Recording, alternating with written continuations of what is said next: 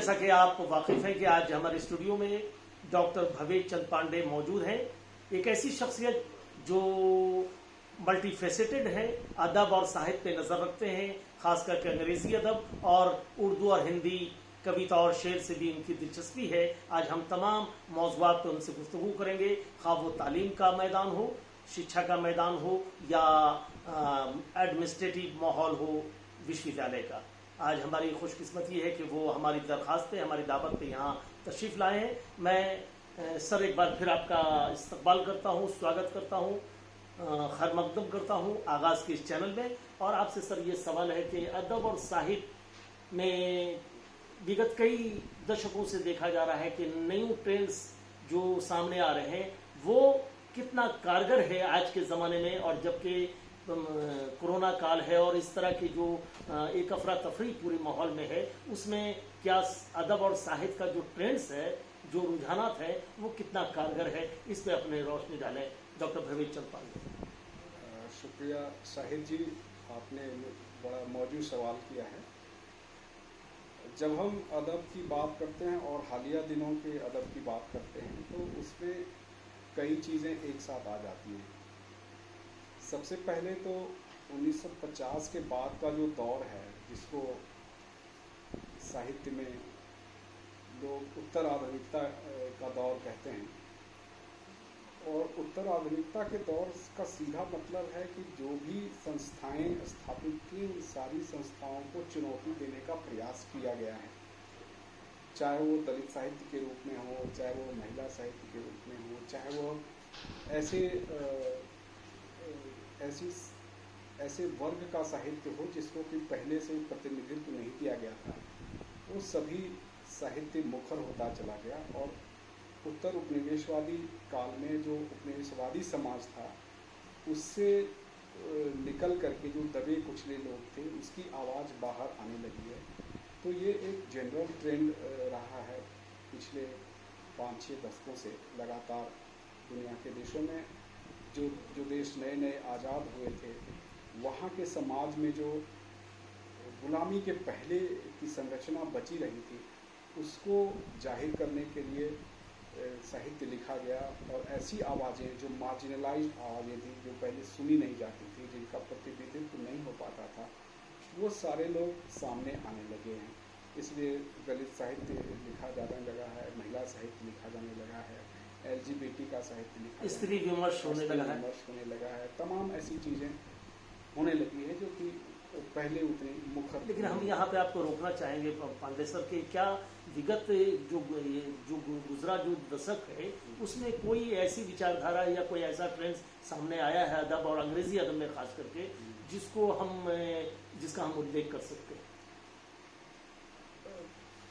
मैं दो तरह की बातें करना चाहूँगा। एक तो कि पिछले दो तीन दशकों में अंग्रेजी का वो रूप ज़्यादा उभर करके आया है जो ब्रिटेन से बाहर अंग्रेजी का साहित्य लिखा गया, चाहे वो अमेरिका में लिखा जा रहा हो, चाहे वो भारत में अफ्रीका में लिखा जा रहा हो, कैरेबियन आइलैंड्स में लिखा जा रहा हो, यहाँ तक कि अफ़गानिस्तान और पाकिस्तान में जो अंग्रेजी लिखी जा रही है, उसकी जो किताबें लिखी जा रही हैं, उसका महत्व जो मूलतः ब्रिटिश अंग्रेजी के साहित्यकारों की तुलना में ज़्यादा बढ़ गया। ये एक बड़ा ट्रेंड है।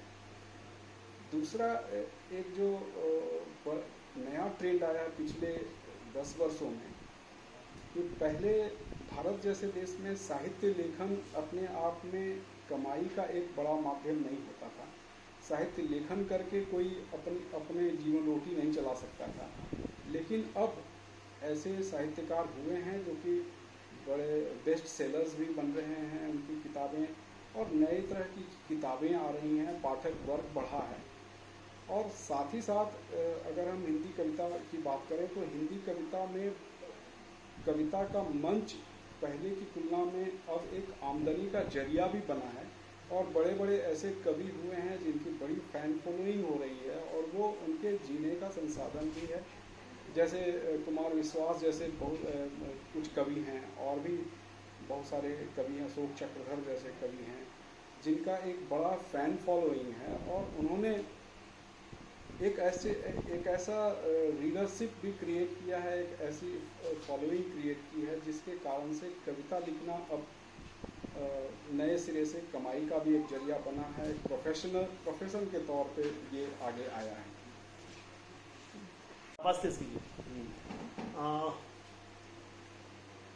आज हमारी खुशकिस्मती है कि हमारे स्टूडियो में डॉक्टर भवेश चंद पांडे सर मौजूद हैं। जादव साहित्य और शिक्षा और तालीम और विश्वविद्यालय की गतिविधियों से हम उनसे मुखातिब हैं, उनसे सवालात कर रहे हैं और उनसे जवाब जानना चाह रहे हैं ताकि हमारे नाजरीन तक ये बातें पहुँचे कि हमारा प्रबुद्ध वर्ग इंटेलेक्चुअल ग्रुप क्या ऐसे सोचता है और क्या सोचता है।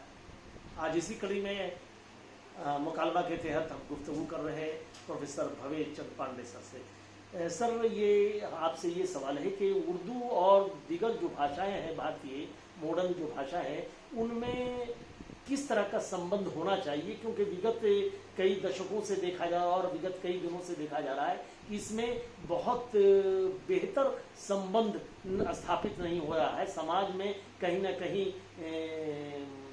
इसमें एक रोष पैदा हो रहा है कि कुछ जो भाषाएं हैं वो उन पे विदेशी का या बाहरी का या दूसरे आक्रमणकारियों का ठप्पा लगा दिया जाता है। आपकी सोच में क्या, यानी उर्दू का मुकाम किस अंदाज में है, क्योंकि आप अदब के भी हैं और उर्दू और हिंदी को बहुत करीब से देखते रहे हैं।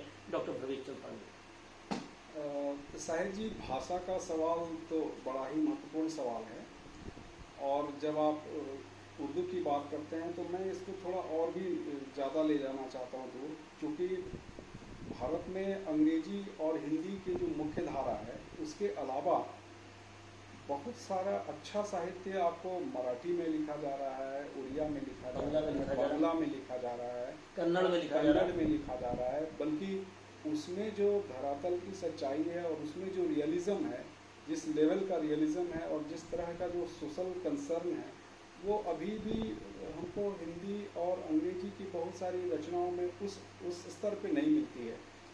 उर्दू का अपना दायरा, पॉलिटिक्स अलग चीज़ हो सकती है, लेकिन उर्दू का अपना दायरा बढ़ता जा रहा है, क्योंकि आजकल जो सोशल मीडिया आई है और उसके कारण से उर्दू गज़लों का काफ़ी प्रचार प्रसार हो रहा है और उसको सभी लोग उसको फॉलो कर रहे हैं उसको। हाँ, ये बात और है कि क्या उसके सामाजिक सरोकार किस रूप में हैं और उसको किस रूप में उर्दू गज़लों को या उर्दू साहित्य को समाज के विभिन्न तबकों से कैसे जोड़ा जा रहा है, इस पे बात हो सकती है, लेकिन उसकी लोकप्रियता पर कोई सवाल नहीं है। शुक्रिया, बहुत कीमती से आप हम वाकिफ़ हो रहे हैं। डॉक्टर भवेश चंद पांडे सर हमारे स्टूडियो में मौजूद हैं। आज हम नाज़रीन उनसे जानना चाहेंगे कि जाहिर है कि बहुत न्यू एजुकेशन पॉलिसी 2020 का हंगामा है और इस पे बहुत कुछ हमारे नाज़रीन जानना भी चाहते हैं और हमारे डॉक्टर भवेश चंद पांडे इस प्रोफेशन में भी हैं और उसे बहुत करीब से देखा भी है और कई सेमिनार सिम्पोजियम के वो शरीकेकार भी रहे हैं और बल्कि ये कहें कि बिहाइंड द कर्टेन ही काम नहीं किया, बल्कि उन्होंने सामने आकर उसे अमली जामा पहनाया है। आज हम उनसे जानना चाहेंगे कि न्यू एजुकेशन पॉलिसी को आप किस नज़रिए से देखते हैं, क्योंकि जाहिर है कि अभी भी बहुत सारे जहनों में वो पूरी तरह वाज़ेह नहीं है, पूरी तरह वो स्पष्ट नहीं है। तो न्यू एजुकेशन पॉलिसी को आप अगर आपको एक दो पैराग्राफ में बताना हो तो किस तरह बताएंगे? आपने खुद ही कहा कि अभी न्यू एजुकेशन पॉलिसी बहुत ही नेसेंट स्टेज में है, उसका जो इम्प्लीमेंटेशन का दौर है वो काफ़ी अर्ली स्टेज में है। और जहाँ तक अगर एक लाइन में कहा जाए तो न्यू एजुकेशन पॉलिसी एक बहुत ही महत्वाकांक्षी नीति है और इसको भारत की शिक्षा व्यवस्था को पूरा मॉडर्नाइज करने के लिए और इसकी पहुँच समाज के सबसे निचले तबके तक ले जाने के लिए एक बड़ी महती योजना है ये। स्कूल से लेकर के और कॉलेज और विश्वविद्यालय तक और शिक्षण से लेकर के प्रशिक्षण और शोध तक बदलने की पूरा एक ब्लूप्रिंट तैयार किया गया है लेकिन निर्भर करता है कि उसको हम लोग कितनी शिद्दत से लागू कर पाते हैं, क्योंकि इसके पहले भी जो 36 साल पहले जो योजना आई थी या वो नीति आई थी 1986 छियासी में जो नीति आई थी वो पूरी तरह 34 साल पहले वो पूरी तरह से लागू नहीं हो पाई। उसका बहुत कम परसेंटेज लागू हो सका और उसमें जो फाइनेंशियल इन्वॉल्वमेंट होता है सरकार उतना नहीं कर पाई। 6% ऑफ GDP भी इसमें नहीं लगाया जा सका।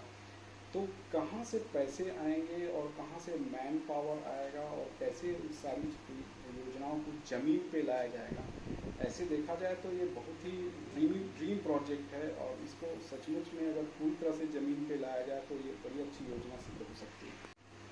शुक्रिया डॉक्टर भवेश चंद पांडे। मुकालमा में आज हम गुफ्तगू कर रहे थे मुख्तलिफ मौज़ूआत पे। आपने देखा कि हम समय की कमी की वजह से हम उनकी रचनाओं से वाकिफ़ नहीं हो सकते। इंशाअल्लाह दूसरे एपिसोड में आप उनसे कविता पाठ सुनेंगे और उनकी अंग्रेज़ी रचनाओं पे भी कुछ आपकी बांगियाँ पेश करेंगे।